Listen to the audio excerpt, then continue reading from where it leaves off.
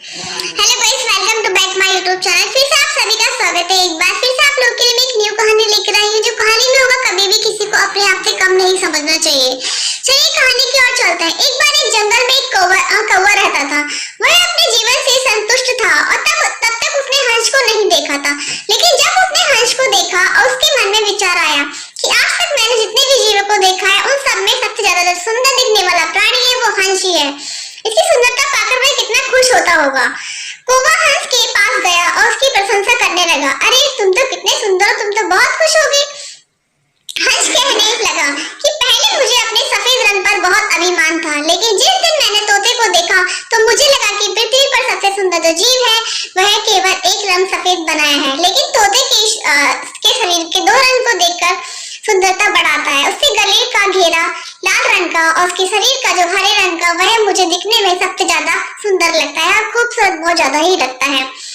यह सुनकर कौवा तोते को देखने की इच्छा हुई और जब कौवा था वह तोते के पास गया। उसे देखकर कौवा बोला कि अरे तुम तो बहुत सुंदर हो। तोता कहने लगा, पहले तो मैं इस बात से खुश रहता था, परंतु जब मैंने मोर को देखा तब मुझे अपनी सुंदरता फीकी लगती है, क्योंकि उसके शरीर पर ईश्वर ने बहुत सारे रंग दिए हैं।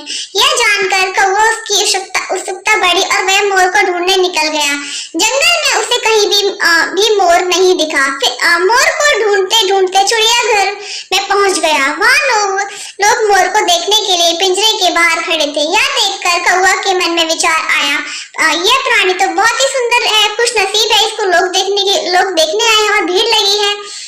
कौवे ने मोर से पूछा, भाई तुमको तो ईश्वर ने रंग बिरंगे पंख दिए हैं, इतना सुंदर रंग बनाया है, इतने लोग तुम्हारे आसपास घूम रहे हैं, तुम मुझे दुनिया के सबसे खुश प्राणी लग रहे हो। मोर कहने लगा, मेरी सुंदरता के कारण मुझे कैद पिंजरे में बंद करके रखा है। मैं अपनी इच्छा से कहीं भी घूमने नहीं जा सकता। आजादी के इस सुंदरता का क्या महत्व है, लेकिन तुम कहीं भी आ जा सकते हो, घूम फिर सकते हो, तुम ही खुश हो। मोर की बात सुनकर अब कौवे को समझ आ गया था कि ईश्वर ने मुझे जैसा बनाया है उसमें ही संतुष्ट रहना चाहिए।